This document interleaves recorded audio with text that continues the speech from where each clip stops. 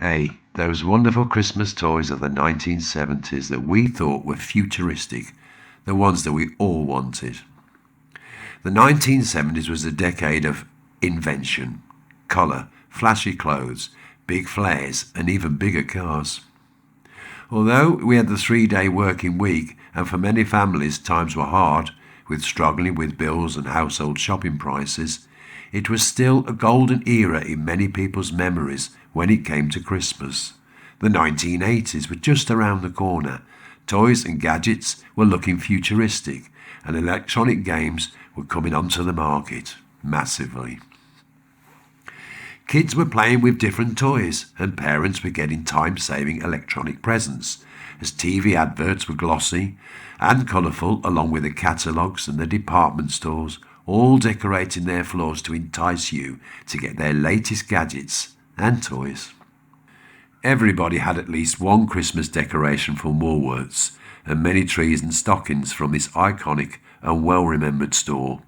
Tinsel, paper chains, and fire hazard Christmas lights that always seemed to pop just before Christmas Day.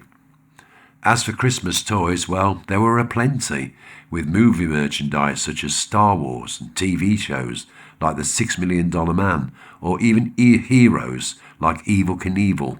Kids wanted the latest trends, so let's have a look at those amazing and even futuristic Christmas presents we got in the 1970s. Simon says, Simon, a computer memory game with sounds and flashing lights. Simon was named after the song Put Your Hands in the Air, etc. It was introduced in 1978. The term Simon was also used in schools for fun teaching games, but it went back as far as 1842. The game was simple. Just repeat the order of the flashing lights by pressing the coloured little buttons to copy the sequence that the toy displayed.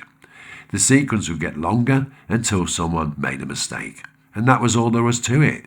Yet it sold in its millions, and is still on shopping shelves today. They were a play for Christmas Day, and then soon shelved after a few games. You'll see them all over the car boot sales today.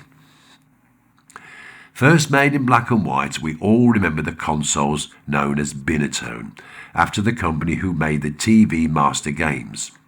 Invented in 1972 and known in the USA as Pong, made by Atari, the binatone TV game was the first of its kind. Tennis was the most popular, and it was amazing to be able to plug something into your TV set and play an interactive game and not just use it for watching teleprograms. It was a basic blank screen with white lines and a square board that batted from side to side of your screen with handheld controllers.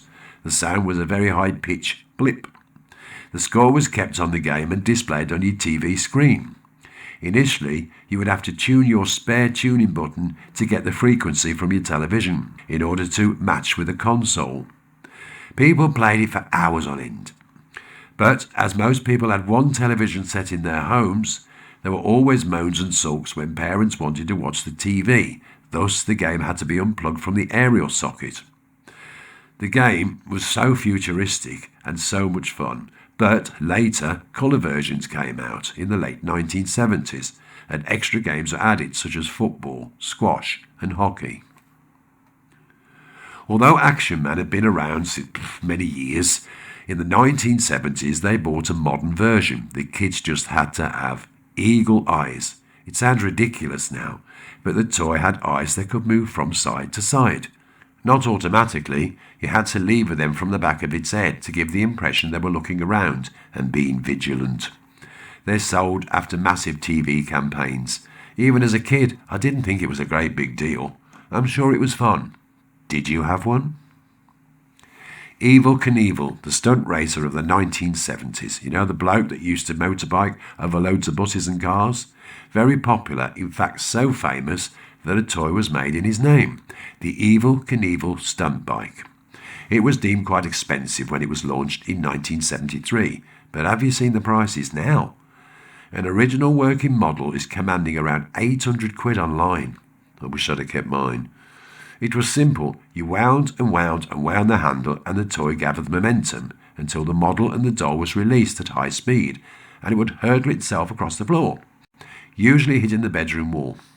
It was robust and hard to break, as it was durable plastic and not brittle, and basically that was it.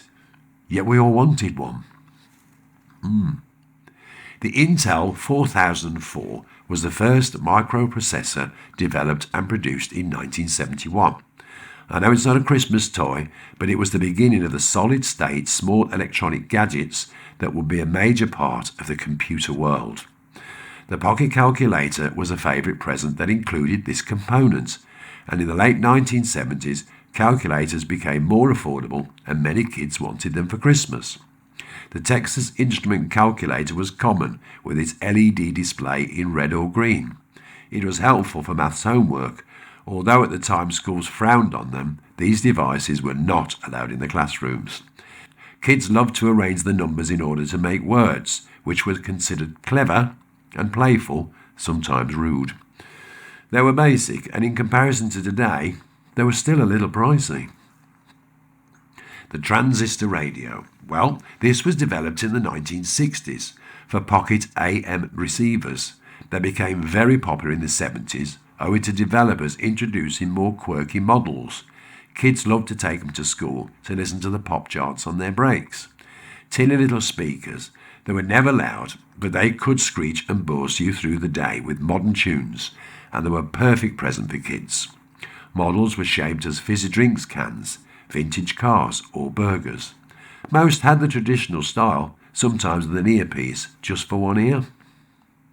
The Batempi musical keyboard. This company had been around since the 1930s and still are going today. But what made it popular in the 1970s was the one that was wind operated, and it had cords. The keyboard simply had an internal fan that forced air through the plastic keys. As you pressed them, the keys or cords would allow the air to blow through, making sounds. It was as simple as that. So it was an electronic wind instrument, which was cheap and affordable. It had only one sound, but people loved them, and many kids will be seen in Woolworths on a Saturday making a racket on their demonstration models. Simple but popular. Amazing to see they are being advertised online and they are still working. That dull beige and brown colour was never attractive though, was it? Some models were actually on legs for the professional player. The Speak and Spell. I certainly would have never have guessed it was this old. In fact, it was made in 1978. Texas Instruments launched their first Speak and Spell learning game with an interactive voice and an LED display. The console was the first of its type with a voice that was not a magnetic recording that helped kids with their spelling. Soon after, models were launched with extra cartridge slots for maths and other skills, with larger word libraries. The game was an educational toy, but it is still popular today, and little changes have been made to its style, but the voice has changed from that monotonic electronic voice that sounded like Metal Mickey.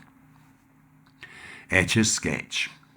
Now, this was invented in 1949 and it was launched in 1960, but I had to include it because every kid of the 70s would have seen one. Most of us had a go. Interestingly, the first edition came with a glass screen, but this had to be changed to plastic to conform with safety regulations, and I'm not surprised. It was a drawing game made up of tiny aluminium dust-like particles which would scrape a picture as you twisted the knobs. The game which literally etched lines as you turned left or right or up or down. You got a curve if you turned both knobs at the same time. Trust me, it was not easy. It was a work of art. Non-talented etchers like me soon got bored of the thing as they shook the toy to erase the creation and started again. Some people made works of art of these things. The hardest thing for me is that the line was drawn continuous, not like being able to lift a pen off a piece of paper and start drawing somewhere else. But look at these sketches. Eh? Most toys and games such as Kojak, board games and Mastermind were interactive and involved other family members, and this was the era of family of Christmas time when we shared experiences and fun. But this was about to change. The beginning of isolating gadgets was about to be when kids started to disappear in their own rooms and in their own worlds. And it wasn't so much a toy that started this disconnection. It was music. Well, the way we listened to it. It all began with a Sony confounder being sat on an aeroplane, getting bored, and he was in the mood to listen to his favourite opera, but he couldn't. This inspired him to work on his personal stereophonic musical experience that was easily portable and lightweight. In 1979, the first Sony Walkman was introduced and it sold like hotcakes. The idea was a hit, and people were using these personal cassette players universally. Initially, to avoid antisocial elements, the Walkman came with 2 headphone jacks, but this was never utilised, so the Walkman was a world where one could disappear in when walking, playing, travelling, or even using in the home. Throughout the 1980s, they were ubiquitous and featured in many people's lives. The original Sony Walkman, even if it's faulty, still sells online for hundreds of pounds today. Personal music devices have thrived through the ages: cassettes, CDs, MP3 players, and today the most popular is to just simply put your plug headphones in to your telephone. The era of personal listening is here to stay. For good, I'd say. The Kids Portable Record Player was launched in 1975. Around £13 at the time, which is about £100 today in 2025. The most popular record player was around in the 70s. It was the Fidelity HF42. It was mains operated, but it was compact and lightweight and reasonably cheap. You could play all size records on all available speeds, although I've never played myself a record at 16 RPM. The speaker, however, was built to below the deck, so if you played a long-played 12-inch record, this would cover the speaker and therefore dull the sound. They lasted for years as they were transistorized and low-power players. There are many around today, and the sound wasn't too bad. In 1977, the big movie came out, Star Wars.